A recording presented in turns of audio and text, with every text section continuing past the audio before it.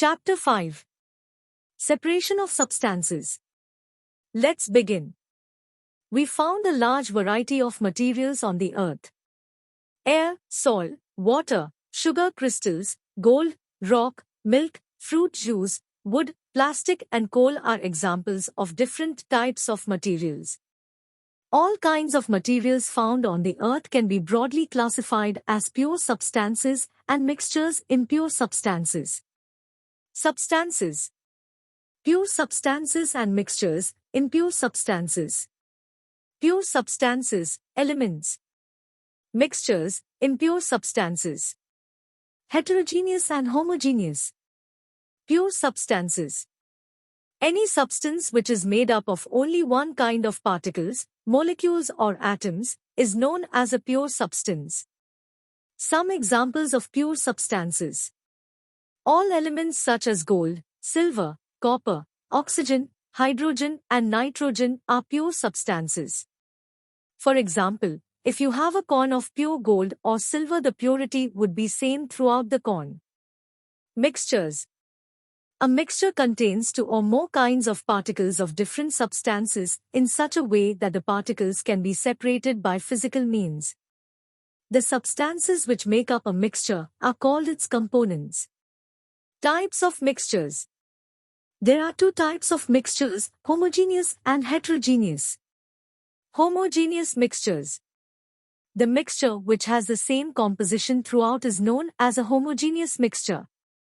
For example, when salt or sugar is added to water and stirred, the resulting mixture has the same color and taste throughout its bulk, or when vinegar is mixed with water. Heterogeneous mixtures. The mixture which does not possess uniform composition is known as a heterogeneous mixture. For example, when iron fillings and sulfur powder are mixed, the mixture is called heterogeneous as the resulting mixture is not uniform throughout. Some examples of mixtures. Seawater is a mixture of several salts. Rock salt is a mixture of salt, soil and sand. Air is a mixture of oxygen, carbon dioxide, nitrogen and water vapor. Smoke is a mixture of carbon particles and air. Differences between pure substances and mixtures. Pure substances. Mixtures. Pure substances have particles of one kind. Mixtures have two or more types of particles. Pure substances have specific properties. Mixtures do not have specific properties. Pure substances cannot be broken or separated into simpler substances by physical methods. Mixtures can be separated into its components by physical methods. Pure substances have definite boiling point and melting point. A mixture has no definite boiling point and melting point. To obtain useful components. Butter is an important component which is obtained from milk after churning. Petroleum is refined to separate petrol, kerosene, diesel and paraffin wax, etc. as petroleum cannot be used as such and metals are extracted from their natural forms, which are mixtures, before they can be used. To get pure substance from a mixture. Distilled water can be obtained from any water sample by simple distillation. To remove harmful components. Sometimes rice or pulses might contain small stones which can be harmful for us. Hence, stones are removed from rice before eating. So, in day-to-day life, there are times when one needs to separate a useful substance from a mixture. This is done by using various methods. Methods of separation. While separating the components of a mixture, what are the things that we should keep in mind? Can we separate the components from mixtures by the same methods? The separation of components of a mixture can be carried on the basis of difference in the properties of the components.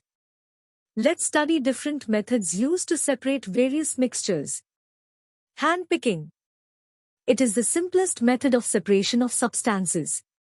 In our daily lives we come across so many situations in which we have to separate substances from a mixture in order to get a suitable substance for use. Some of the substances are easily separable just by taking out the impurities with hand. This method is used only when unwanted material is in small quantity. Moreover, shape, size or color of the unwanted material is different from that of the useful materials. For example, pebbles, broken grains, and insects can be separated from rice, wheat and pulses by handpicking. Threshing. Threshing is used for separating seeds from the harvested stalks. It is the process of separation of grain from the stalk on which it develops and from the chaff or unit that covers it. In the process, the edible part of the crop is loosened but not the fiber part. Threshing is done after harvesting and before winnowing. The technique that was used in old times was striking the harvested ears of grain with a thrash, and this was done manually. For larger quantities, threshing is done in the traditional way by using animals. Nowadays, threshing machines are used for the purpose. So, we can categorize threshing into manual threshing. When the quantity is small, threshing is done manually. Small bundles of the harvested stalks are threshed on a hard surface. This helps in separating the grains. Threshing by animals. For this, stalks are spread around a pole. Several bullocks are tied to the pole and are made to walk over the harvested stalks. Trampling by hooves of the animals helps in separating grains. Threshing machine. It can be powered by either a diesel engine or an electric motor. It helps in saving time and labor. Winnowing. Winnowing is the method in which heavier components of the mixture are separated from the lighter substances with the help of wind. This method is used for separating grains from husk. Farmers drop the mixture of wheat and husk from a height. The husk is carried by the wind and forms a heap at a small distance away. The heavier particle wheat grains forms a separate heap as it falls vertically downward. Sieving. Sieving is a method of separation of particles of different sizes using a sieve. Sieving is used for separating substances when the size of particle is too small to be picked by hand or when the quantity is too large. A sieve is like a net or mesh which has holes of proper size. The bigger particles are retained by the sieve whereas the smaller ones pass through it. You must have seen your mother sieving flour atta at home. The fine particles of flour pass through the sieve while bigger particles wheat bran remain on the sieve. This method is also used to remove pebbles from the sand at construction sites. Sedimentation and decantation. This method is based on the principle of different densities of two components of a mixture. The insoluble substances, which are heavier than liquid, settle down at the bottom of the container due to gravity. These particles that settle down in a liquid are known as the sediments. This process is called sedimentation. The clear liquid is then removed carefully without disturbing the sediment. The process of removal of the clear liquid layer without disturbing the sediments is called decantation. For example, if the mixture of sand and water is allowed to stand for some time, the sand particles will settle down at the bottom and a clear layer of water is formed at the top. Loading. This method is used to separate very fine particles of an insoluble solid that remain suspended in the liquid. Due to their small sizes, their sedimentation takes a very long time as they are not heavy enough to settle down. Then, we have to load the particles with certain chemicals to make them heavier. Alum fitkari is one such chemical that is used for loading. Filtration. Is there any method to further purify the water obtained after decantation? Yes, it can be further purified through filtration. This method is used for separating fine insoluble solid particles from the liquid.